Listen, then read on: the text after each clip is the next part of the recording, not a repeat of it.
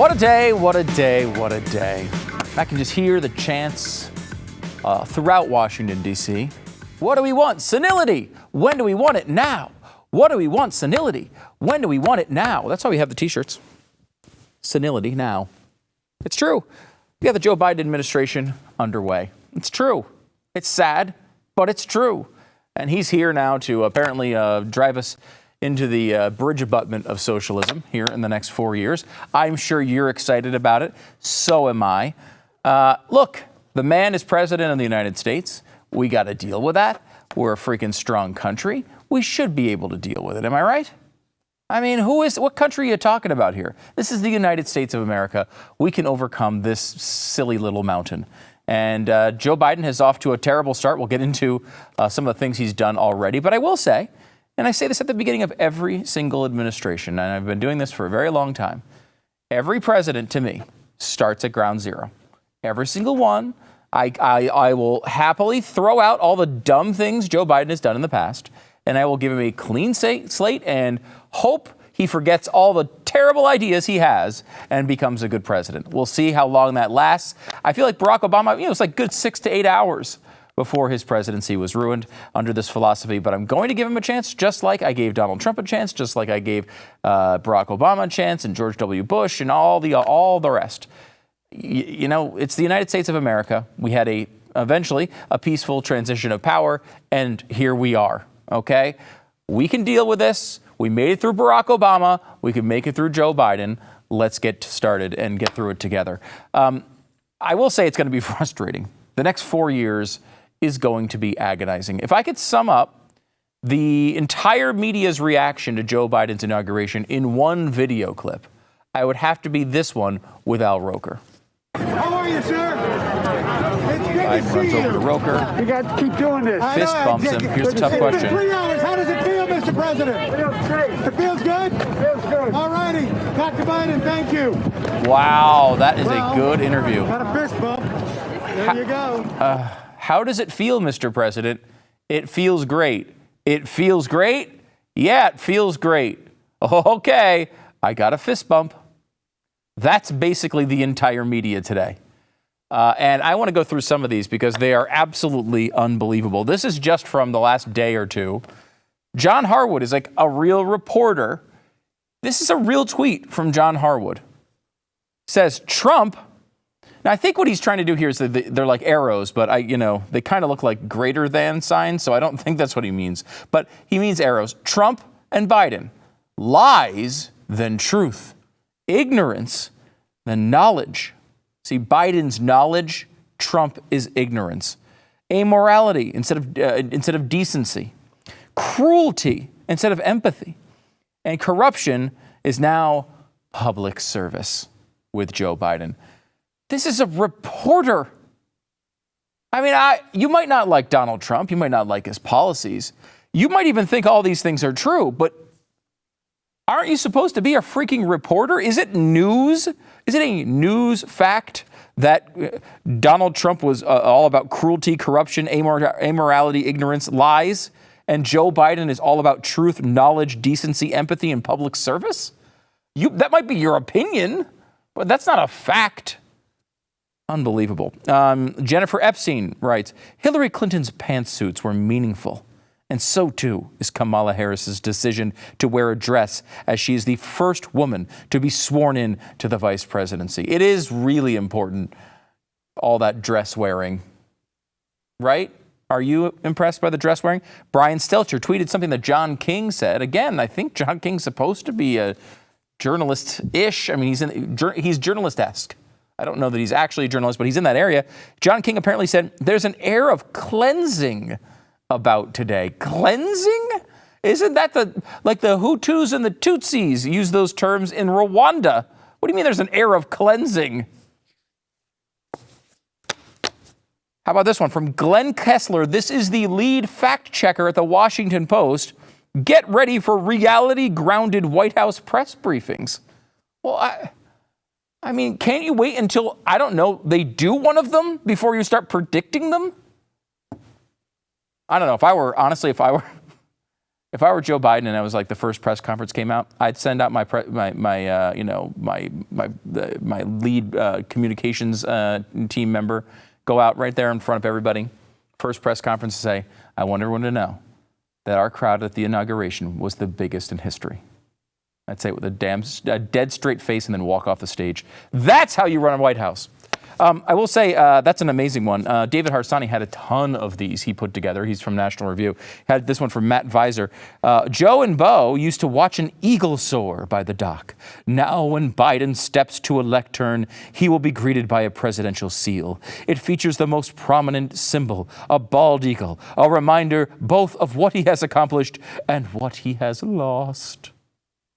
Now look, Biden's had a pretty tragic life.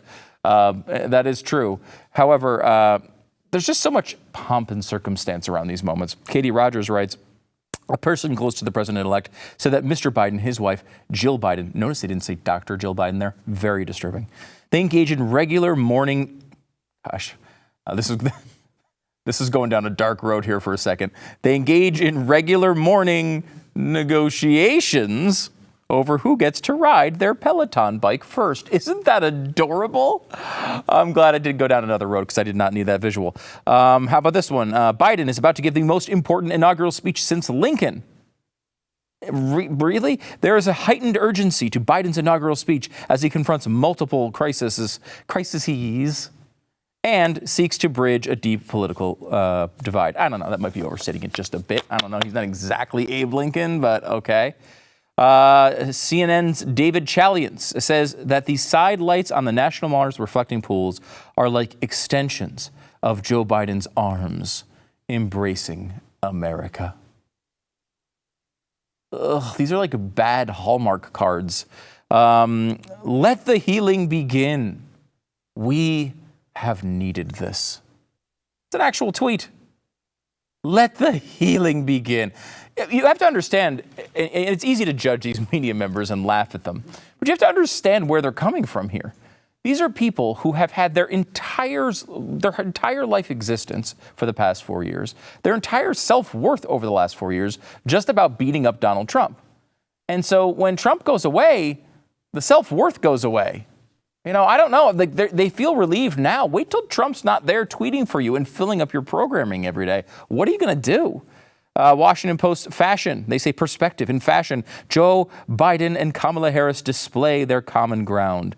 Pocket squares and pearls convey a stylish team's message. Now, we just had a supermodel live in the White House for 4 years and get no press attention. Did you see her walking around as she was leaving the White House? First of all, she looked really damn happy. I think that may have been the happiest I've seen Melania Trump look the entire time she's been in the public eye. But she was very happy to be leaving, it seemed like. Also, she looked beautiful, and she's looked beautiful from day one. The fact that that has never been embraced by the Washington Post style page or any other fashion publication is maybe the most clear sign of the bias of the media, because that's not about politics. It's not about like, well, we think abortion is right and Donald Trump thinks it's wrong, therefore we're not going to feature him favorably. When you're just talking about good looks, fashion sense, obviously Melania Trump but this was her job. She was a model before Donald Trump came along, and they still couldn't embrace it. Lauren Wolfe, this is a New York Times reporter. Biden landing at Joint Base Andrews now.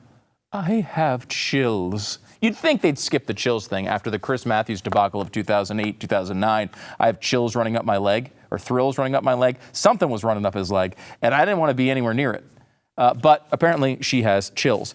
Katie Brenner says, the Biden team will likely have Monty Wilkinson, an unknown career prosecutor and Eric Holder ally, lead the Justice Department as Merrick Garland awaits confirmation, signaling a coming DOJ that respects career employees and steers clear of politicization. I mean, that's just a prediction, right? What do you mean it signals that? It signals it to you.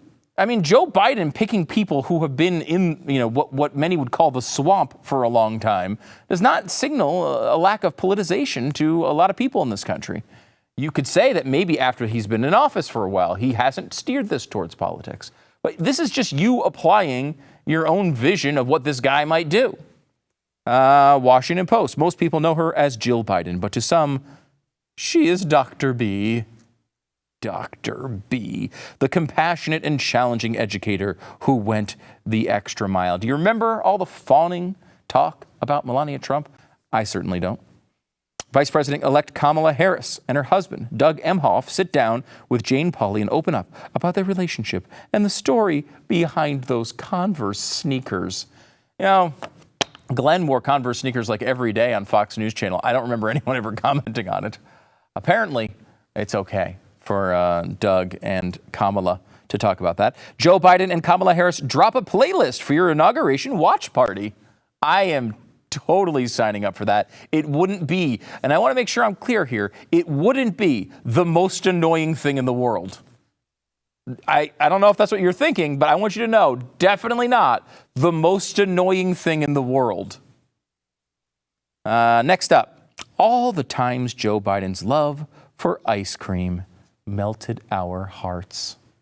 President-elect Joe Biden loves his ice cream, and we've got the pics to prove it. Look, if anyone's been eating ice cream in the White House, you know Donald Trump is snarfing down ice cream. He's been doing it since day one. He went over to McDonald's. He's getting blizzards. He's getting value meals delivered. He's pounding that stuff. You could have talked. I'm sure the dude loves ice cream. I'm sure of it.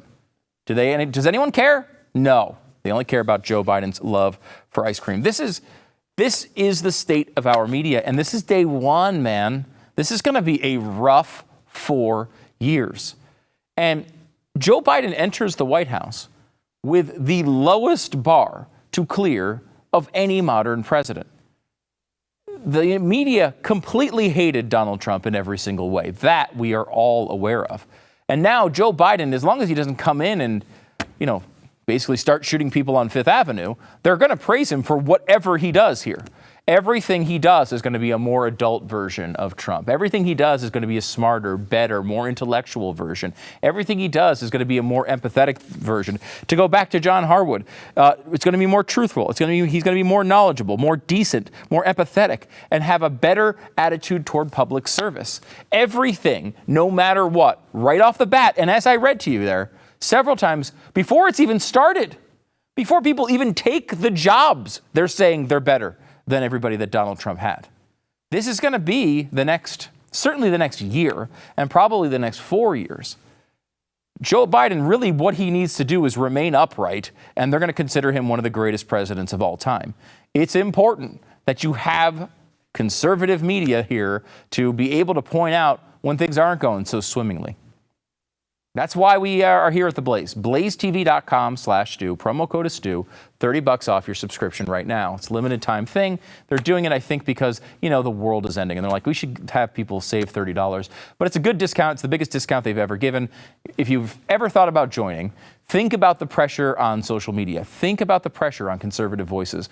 Think about the possibility of conservative voices existing into the future without a structure built around them. I will tell you, we've done shows at major news networks. We did a show, remember, at CNN Headline News.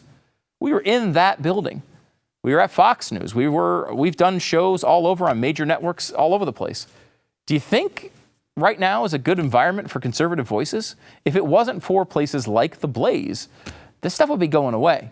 So we do really appreciate your support. Again, it's blazetv.com/Stu. Promo code Stu. Save $30 on your subscription and join us. Join us. Help join the fight.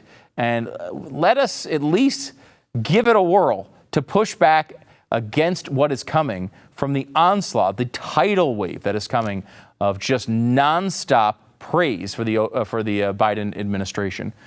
Without us, without others like us, there's just not going to be anybody speaking up. Got to make sure that stays alive. And the division of conservative values are something that people actually still hear about.